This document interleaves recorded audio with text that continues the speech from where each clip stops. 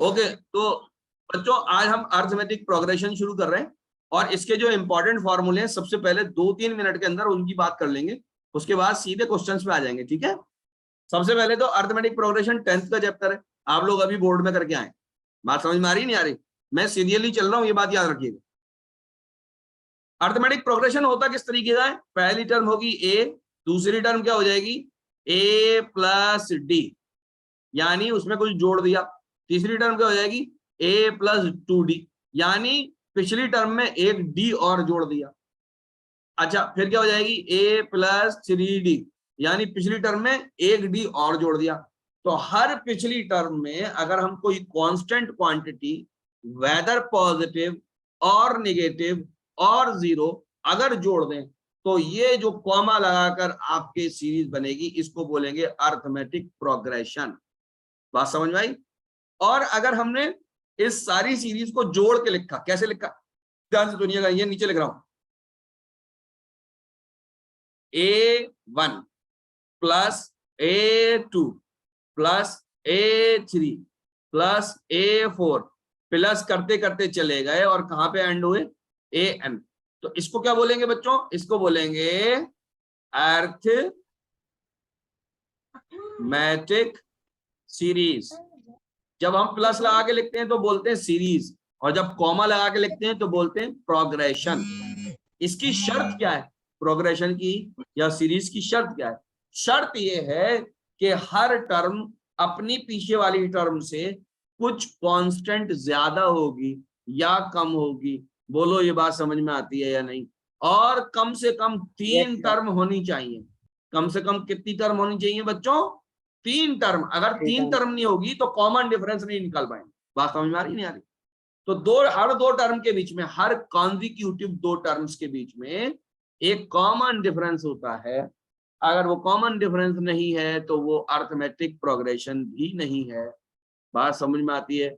कम से कम 3 टर्म होनी चाहिए।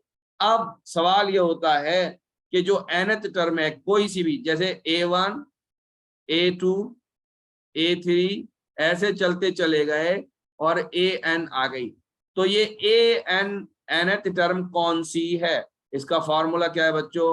AN is equal to A plus n-1 into D, यानी कि फर्स्ट टर्म। कौन सी टर्म बच्चों?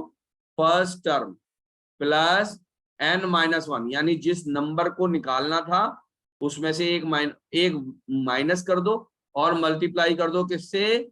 कॉमन डिफरेंस से। क्या मेरी बात समझ में आती है आप लोगों के? बोलो। Yes sir. आगे बढ़ते नाउ लास्ट टर्म अगर हम देखें, बेसिकली nth टर्म हम देख रहे हैं फ्रॉम लास्ट, आखिर से चल रहे हैं। मेरी बात समझ में आ रही है? आखिर से चल रहे हैं। तो जैसे मैं लिखता हूं, ध्यान से देखिएगा, यहां पे लिख रहा हूं A1 A2 A3 ऐसे चल रहे हैं। तो बच्चों सबसे आखिर में कौन आएगा? आखिर में बैठेगा AN। अच्छा, इससे पहले कौन आएगा? AN-1। इससे पहले कौन आएगा बच्चों? AN-2। तो अगर हम इसको लास्ट टर्म माने और इसके इधर चलें तो जो nth टर्म आएगी यहां पर कहीं पर, वो बेसिकली उसको क्या बोलेंगे आप? LN। क्या मेरी बात समझ में आ रही है? Yes sir. तो ये किसके बराबर होगी? L, यानी लास्ट टर्म माइनस n-1। याद रखिए ये n कहां से गिन रहे हैं आप? लास्ट से गिन रहे हैं।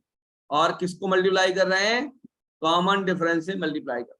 बस ये फार्मूला याद रखना है, अभी क्वेश्चंस में आएगा इंशाल्लाह ताला। आप सब लोग इसको इंशाल्लाह अच्छे से करेंगे। ठीक है बच्चों, आगे बढ़ते।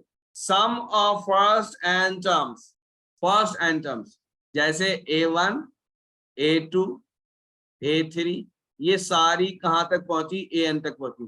तो इनको सबको क्या कर दें हम? ऐड कर दें। तो हमें क्या मिलेगा बच्चों? SN मिलेगा। किसके बराबर होगा?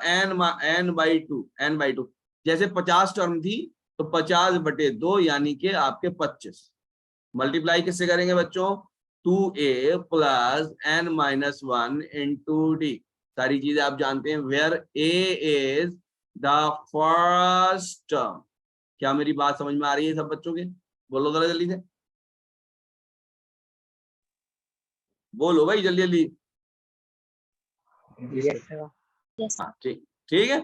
अच्छा, एसएन का एक और फार्मूला है बच्चों, अगर फर्स्ट टर्म और लास्ट टर्म दे रखी है, अगर आपके पास कॉमन डिफरेंस नहीं है, अगर पहली और आखिरी, यानी ये लिखा हुआ है A1 A2 और ये कहां तक चले गए बच्चों, AN तक चले गए, यानी आपको सिर्फ ये आता है और ये आता है, पहली और आखिरी टर्म पता है, तो एसएन कैसे निकालेंगे, एसएन निकालेंगे n/2 A1 प्लस AN, बस, यानी कि ये हमारी फर्स्ट टर्म हो गई और ये लास्ट टर्म हो गई, यही तो लिखा हुआ है यहाँ पर, देखिए समझ में आ गया बात, क्लियर हो गई, अरे बोल लो, नहीं बोलोगे बंद करें फिर, क्या रुक गए, मेरा मेरा channel. Yes sir. Okay, arithmetic mean, बेटा याद रखिए, जब भी तीन टर्म किसमें होंगी, जब भी आपके तीन टर्म किसमें होंगी, अर्थमेटिक प्रोग्रेशन में होंगी, तीन टर्म अर्थमेटिक प्रोग्रेशन में होंगी, जैसे लिखा A1 A2 एंड A3, तो इसमें जो मिडिल टर्म होगी ना A2, वो A1 और A3 के मीन के बराबर होगी, अर्थमेटिक मीन के बराबर होगी हमेशा। बेसिकली कोई सी भी एक टर्म उठाइए आप अर्थमेटिक प्रोग्रेशन की, उसके आजू बाजू की दोनों टर्म का मीन वो खुद होगी, बात समझ में आ रही है, आजू बाजू की दोनों टर्म का मीन वो खुद होगी, जैसे यहाँ पर ये लिखा हुआ, हालांकि यहाँ पे C is A plus C नहीं होना चाहिए, हाँ ठीक है, B is equal to A plus C/2, that is arithmetic mean between A and, क्या मेरी बात समझ में आ रही है, अगर A B और C तीन टर्म्स हैं जो अर्थमेटिक प्रोग्रेशन में है, तो B किसके बराबर हो जाएगा, B हो जाएगा A प्लस C/2, क्या मेरी बात समझ में आ रही है आप लोगों को, यस सर। प्रैक्टिस प्रॉब्लम्स कर लेते हैं, है ना, तो ये मैंने ऑफलाइन के बच्चों को भी दी थी, कुछ मैंने सॉल्व करवा दी, कुछ बच्चों ने मुझसे पूछ ली अलग से, बहरहाल मैं वही वाली शीट आपको करवा रहा हूँ, है ना, अलग से अभी कोई शीट नहीं बना रहा, जब प्रैक्टिस होगी तो उस वक्त अगर कुछ इंपॉर्टेंट क्वेश्चंस और सामने आते हैं तो वो भी करवाऊंगा, ठीक है। तो प्रैक्टिस शीट थी जो मैंने बच्चों को ये प्रिंट आउट दिया है, आपके लिए मैंने अभी ये प्रैक्टिस शीट पता नहीं भेजी है यानी ग्रुप में, अभी भेज दूंगा, अभी याद दिला दिएगा, नहीं बहुत से बच्चे तो अभी रिसेंटली ज्वाइन हुए ना, उनके पास नहीं होगी ये प्रैक्टिस शीट, ठीक है। तो बहरहाल, तो बच्चों if P-1 P+3 3P-1 are in AP, then P is, तो कौन से पर बेस्ड है ये, बेसिकली ये आपके मीन वाले फॉर्मूले पर बेस्ड है, इस वाले केस में क्या होगा, P+3, let me change the colour of the pen, P+3 is equal to P-1 plus 3P-1 divided by 2, isn't P-1 plus 3-1 divided by 2, 3P, okay, कितना हो गया बच्चों, ये P+3 बराबर है, ये 2 को इधर मल्टीप्लाई कर दें, 2P+3 is equal to P+3P is 4P-2, right, okay, 4P, तो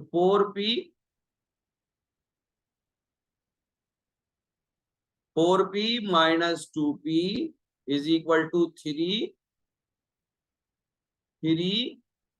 plus 2, right, ये कितना हो गया आपका, 2P is equal to 5 and P is equal to 5/2, क्या मैंने कहीं कुछ गलत कर दिया है, ये तो आपके सर यहाँ 2P6 होगा, P-1 प्लस 6 हो जाएगा, P-1, let me check, 3P यहाँ पर ये 6 हो जाएगा, है ना, सॉरी यहाँ तो 3 रहेगा, यहाँ पर 6 हो जाएगा, ये मेरी गलती है यहाँ पर, ठीक है, तो ये आपका 6 - 2 होगा, अगर 6 - 2 होगा ये, तो क्या बन जाएगा, यहाँ पर 4 बन जाएगा, और ये 4/2 इज इक्वल टू 2, क्या 2 आंसर सही है बच्चों, 4 आएगा, 6 + 2 होगा सर 6 + 2, अरे अल्लाह क्या हो गया, ये आएगा 8/2 इज इक्वल टू 4 आएगा आंसर, ठीक है, प्लस का 4, मिटा दो इसको। Question number 2, if the third term of an AP is 12, third term 12 है, इसका मतलब क्या है, ये सीधी सीधी बात ये कह रहे हैं A3 इज इक्वल टू 12, अच्छा A3 का फार्मूला भी लिख दें। A3 का फार्मूला क्या होता है, पहली टर्म प्लस A3 लिख रहा हूं मैं, A3 इज इक्वल टू पहली term plus 3 minus 1 into D is equal to 12। सही है, ये आपकी पहली इक्वेशन बन गई। उसके बाद क्या कह रहे हैं ये, and the seventh term is 24। सातवीं टर्म कितनी है बच्चों, 24, यानी A7 is equal to A plus 7 minus 1 into D is equal to कितनी है, 24। देन द टेंथ टर्म पूछ रहे हैं, सातवीं टर्म बता दी, तीसरी टर्म बता दी, अब आपसे क्या पूछ रहे हैं, टेंथ टर्म पूछ रहे हैं, टेंथ टर्म। ठीक है, निकाल लेंगे इसको, बहुत ही आसान है। पहली वाली जो इक्वेशन बनेगी, पहली वाली जो इक्वेशन बन रही है वो क्या बन रही है, a plus 2d is equal to 12। दूसरी वाली क्या बन रही है, a plus 6d is equal to 24। क्या मेरी बात समझ में आती है, बोलो ब्रदर, बात समझ में आती है। ठीक है, अगर इसमें से दूसरी में से, ये जो आपकी दूसरी है, इसमें से पहली को माइनस कर दें, है ना, क्या निकालें, 2 माइनस 1। अगर ये कर दें तो यहाँ पर आपको 4d मिलेगा और यहाँ पर आपको 12 मिलेगा। d आपको खट से क्या मिल जाएगा, 3। क्या मेरी बात समझ में आती है, d आपका 3 आएगा, राइट। Yes sir. अगर d 3 आ गया तो ये कौन सी टर्म आपको, A7 कितनी दे रखी है बच्चों, A7 दे रखी है 24। तो अब आपको A10 निकालनी है। A10 किसके बराबर होगा, A7 plus 3d is equal to 24 plus 9 is equal to 33। क्या मैं सही निकाल रहा हूं, यस सर। ठीक है, तो आंसर क्या होगा आपका 33। ये समझ में आया बच्चों की, A10 is equal to A7 plus 3d कैसे लिख दिया। अगर किसी के समझ में नहीं आया तो मुझसे पूछ लें अभी,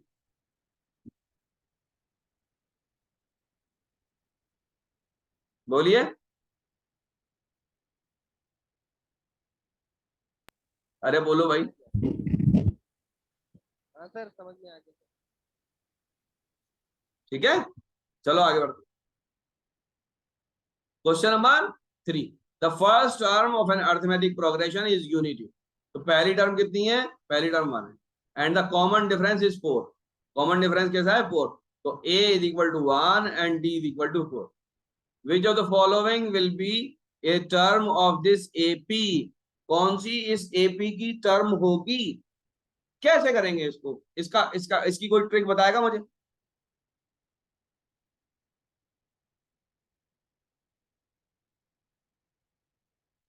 बोलो भाई।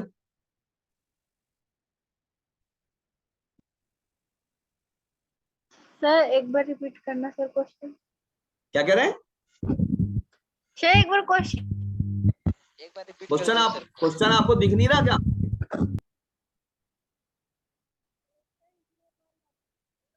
क्वेश्चन बेटा आपको दिख नहीं रहा, ध्यान से देखिए, बहुत ध्यान से देखिए, सुनिए, अच्छे तरीके से सुनिएगा। अगर आपके समझ में आए तो बताइएगा, नहीं आए तो भी बताइएगा। देखिए, मुझे ये पता लगाना है कि इनमें से 4 5 5 1 1 0 0 9 1 7 8 8 1 और 1 3 5 3 1 में से कौन सा डिविजिबल है 4 से, 4 से। बात समझ में आई। लेकिन यहाँ पे एक बात है, इस सीरीज को देखते, जरा सीरीज को देखते, देखिए 1, फिर 4 आएगा, आएगा क्या नहीं आएगा, फिर 7 आएगा, फिर 10 आएगा। तो ये टेबल किसका चल रहा है, जरा बताइए। टेबल तो 3 का चल रहा है, लेकिन एक कदम आगे का चल रहा है ना। टेबल 3 का क्या होता, 3 6 9 12 15 ये होता, लेकिन हर बार एक नंबर ज्यादा आ रहा है। देखिए यहाँ पर एक ज्यादा आया, यहाँ पर भी एक ज्यादा आया, यहाँ पर भी एक ज्यादा है। बात समझ में आ रही है। तो हम क्या करें, या तो अपनी सीरीज को पीछे खिसका लें या इन नंबर्स को आगे खिसका दें। बोलो, बात समझ में आती है कि नहीं, है कि नहीं। तो अब आगे खिसके हुए नंबर हैं अगर ये, तो ही ये बेसिकली आ सकते हैं 3 के टेबल में। तो क्या करें, हर नंबर में से एक एक घटा दें और 3 से डिवाइड करके देख लें। मैं दोबारा कह रहा हूं, सुन लीजिए, हर नंबर में से एक एक घटा दें और दोबारा डिवाइड करके और 3 से डिवाइड करके देख लें। अगर डिवाइड हो गया, डिविजिबल है, तो ये फिर तो ये बेसिकली इस अर्थमेटिक प्रोग्रेशन का हिस्सा है, वरना नहीं। बात समझ में आई? अच्छा, कॉमन डिफरेंस 4 है। एक मिनट, कॉमन डिफरेंस कितना है बच्चों? कॉमन डिफरेंस 4 है। मैंने यहाँ पर 3 को लेकर काम किया है। कॉमन डिफरेंस क्या है? 4। तो सीरीज क्या बनेगी? कॉमन डिफरेंस इज 4, तो सीरीज बनेगी 1 5, और फिर क्या बनेगी भाई? 8 आता तो अब आएगा 9, और 12 आता तो अब आएगा 13, और 16 आएगा तो अब आएगा 17। सीरीज बनेगी ये। तो काय से डिवाइड करें? आप 4 से डिवाइड करिए। किससे डिवाइड करिए बच्चों? 4 से। एक घटा दीजिए और 4 से डिवाइड कर दिए, तो इसमें से एक घटेगा तो क्या आएगा भाई? 45 50। इसमें से एक घटा दे तो क्या आएगा? 10090 7880, और क्या आएगा? 13530। तो ये जो नंबर है ना, ये वाले नंबर, ये वाला, ये वाला, ये वाला, ये वाला, इन सबको 4 से डिवाइड करके देख लें। जो डिवाइड हो जाएगा वही हमारा आंसर होगा। बोलो, ये बात कितनों की समझ में आई?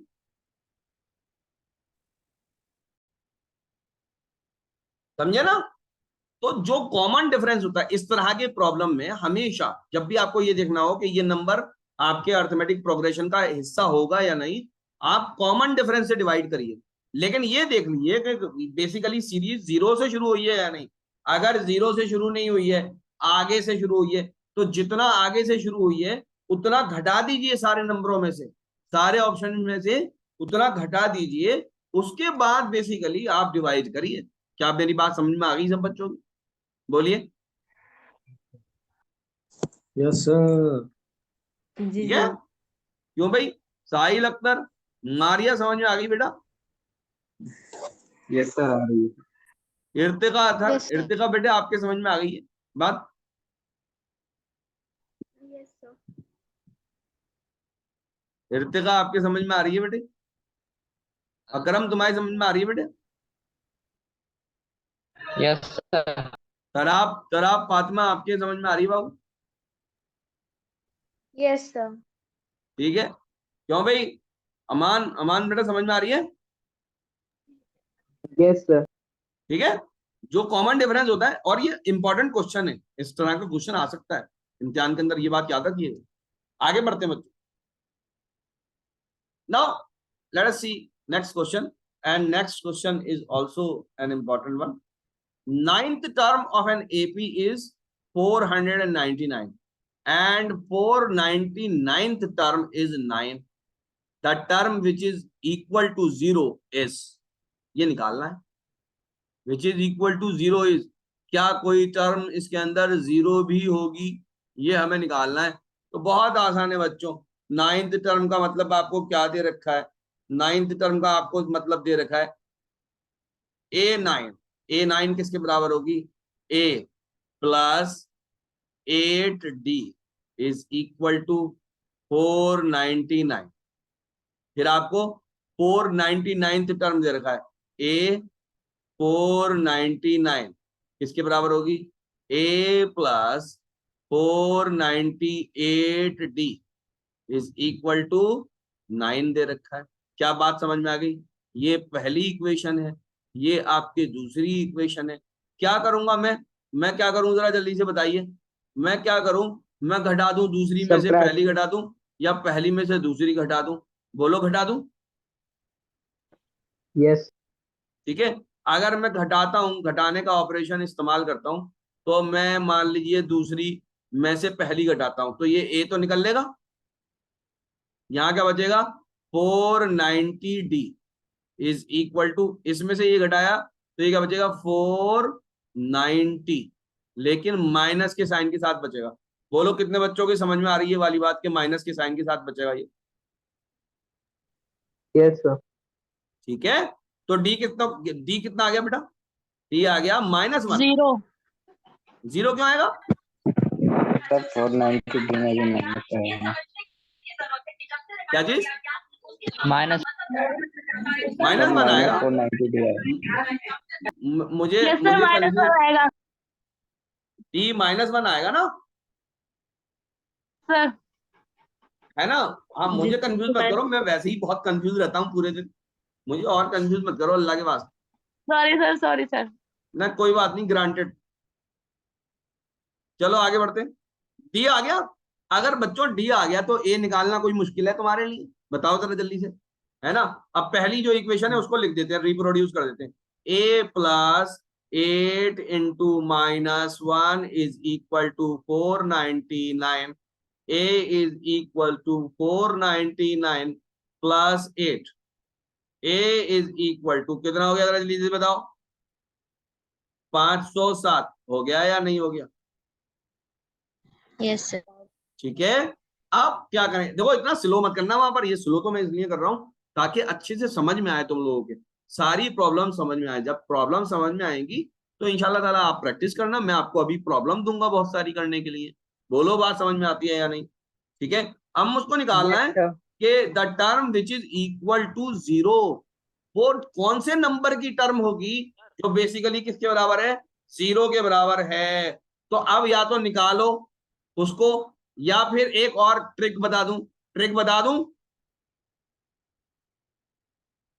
अरे बोलो, यस ट्रिक सर। ट्रिक बताऊं या बता नहीं? दिया। अरे ट्रिक बता दूं? Yes sir. देखो क्वेश्चन में Yes. क्या दे रखा है? 499th टर्म कितनी है? 9 के बराबर है? ये बताओ। Yes sir. 499 के बाद कौन सी टर्म आएगी? 500 टर्म आएगी या नहीं आएगी? जी सर। है ना? 500 टर्म आएगी या नहीं आएगी? ये किसके बराबर हो जाएगी? ये 8 के बराबर हो जाएगी नहीं हो जाएगी? अरे डी की वैल्यू -1 है तो ये 8 के बराबर हो जाएगी या नहीं? Yes sir. Yes sir. अच्छा चलो, 501वीं टर्म किसके बराबर होगी? 7। 7. 7 है ना। फिर आएगा 6, फिर आएगा 5, फिर आएगा 4, फिर आएगा 3, फिर आएगा 2, फिर आएगा 1 और फिर आएगा 0। तो यहां पर आएगी 502, 503, 504, 505, 506, 507, 508। 508 इज द आंसर। कितनों के समझ में आ गया, कितनों के नहीं आया?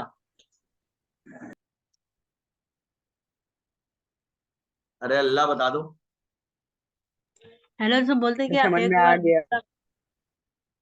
ठीक है, आ गया? अगर नहीं आया तो आप यस फॉर्मूले सर। में लगा के लिख लो। फॉर्मूले में लगा के कैसे लिखेंगे? ध्यान से सुनो, फॉर्मूला यहाँ पे लिख रहा हूँ। क्या लिखेंगे? A n is equal to a plus n minus 1 into d. तो गिवन क्या है यहाँ पर? गिवन है ये nth टर्म हो गई 0 and what is A is 507 plus N into D. D किसके बराबर है हमें पता नहीं, n-1 इंटू -1। इसके अंदर लगा के n की जब वैल्यू निकालोगे तो ये 508 ही आएगा and 508 is the correct answer. क्यों भाई, सही है आंसर? भारती, भारती बेटा सही है आंसर? Yes sir. ठीक है, चल सर सही है, सही है। एक मिनट भैया, एक मिनट बॉस। आ गए भाई question number 5। In a certain AP 5 times the fifth term is equal to 8 times the 8th term, then 13th term is equal to। पहले तो इसको साफ कर दूं। क्या कह रहे हैं? 5 times the fifth term, 5 times, let me change the color, 5 times the fifth term is equal to 8th times the 8th term, then 13th term is equal to। बोलो बात समझ में आती है? 13 टर्म निकालनी है तो भाई आंसर क्या आएगा? भारती कैसे होगा ये? सर ए की वैल्यू डी के टर्म्स में निकाल लेंगे। ए की वैल्यू डी की टर्म्स में निकालना है डी। तो क्या मैं यहाँ पे वैल्यू पुट कर दूं डायरेक्ट, बस A5 और A8 की काम चल जाएगा?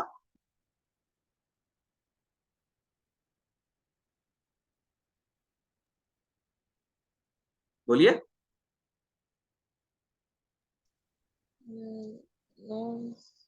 यहाँ पर A5 और A8 की वैल्यू पुट कर दूं,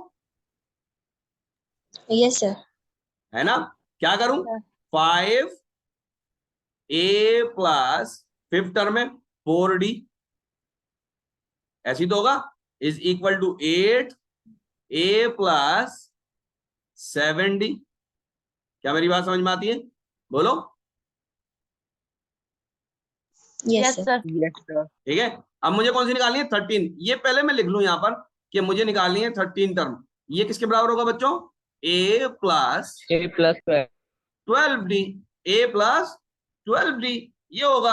अब ध्यान से देखना, 5a plus 20t is equal to 8a plus 8 सत्ते 56d। बात समझ में आ रही है? ये बेसिकली मुझे निकालनी है।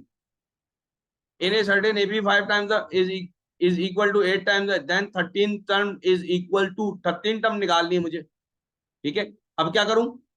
अरे बताओ अब क्या करूं? ए वाले सर, एक इसको तरफ solve और कर डी लेंगे। वाले एक तरफ। चलो चलो 3a आ गया। बच्चों एक मिनट जरा, आज ज्यादा फोन आ। हाँ भाई चलो 3a मतलब 8 में से ये गया 3a और 20 में से फिर 56 गया। नहीं, सबको एक ही तरफ ले लो, सबको एक ही तरफ ले ले। 3a, अरे सबको 8a minus 5a plus 56d minus 20d is equal to d is equal to 0। ये कितना हो गया बच्चों?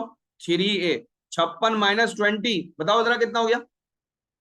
36। 36d is equal to 0।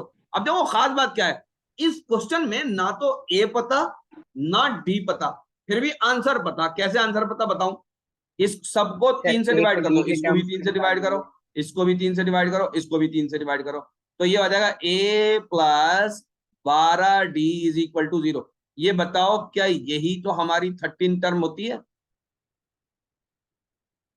तो ये आ गया 0। क्या Yes, समझ sir. में आ गई बात? क्वेश्चन ये बड़ा टफ Yes, सा sir. लगता है बच्चों को जिस टाइम Yes, इसको sir. पहली बार अटेम्प्ट करते हैं ना, कि ना तो भैया इसमें ए पता चल पा रहा है हमको, ना डी पता चल पा रहा है। इसको करें तो करें कैसे? आप क्या करिए, अटेम्प्ट कर डालिए, आंसर आएगा इसका। और बल्कि एक दो बार आप इस तरह के सवाल को करेंगे तो आप समझ ही जाएंगे इसमें आंसर 0 आता है। ठीक है, ओके, चले ऐसा यस सर। है ना? तो बड़ा कन्वेंशनल तरीका है ये इसको समझने का। इसको डायरेक्ट लिखें, मैं इसीलिए आपसे पूछता रहता हूँ दरअसल आप लोग मीटिंग के अंदर जागे हुए रहें। ठीक है, now let us talk about question number 6।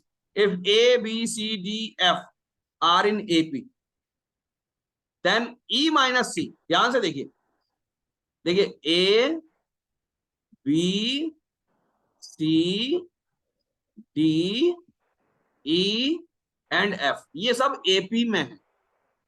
Then e minus c, ध्यान से देखिए, ये वाला ई यहां पर है और सी यहां पर है। ई माइनस सी, ये बच्चों मुझे ये बताइए इनके बीच में कितने की दूरी है? 2 की दूरी है या नहीं? 2 की दूरी है। अब 2 की Yes, दूरी है sir. अगर, तो 2 टाइम्स कॉमन डिफरेंस होगा या नहीं? Yes sir. 2 times common difference.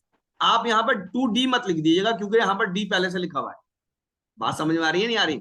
हालांकि 2d भी सही है एक तरह से, जब मीन निकालेंगे तो 2d आएगा। ठीक है, बात समझ में आ रही है? बहरहाल आप 2 टाइम्स द कॉमन डिफरेंस। अब e माइनस सी किसके बराबर है?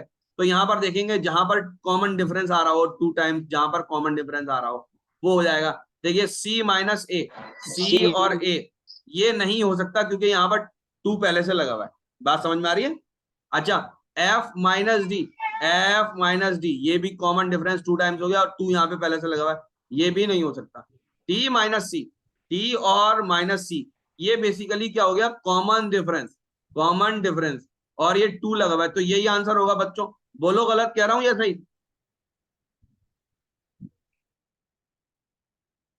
Yes sir.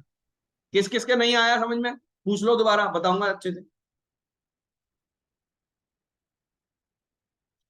अच्छा मैं ही पूछूंगा मुझे नहीं फिर। आया। मारिया समझ में आ गया बेटा? यस सर मुझे नहीं आया।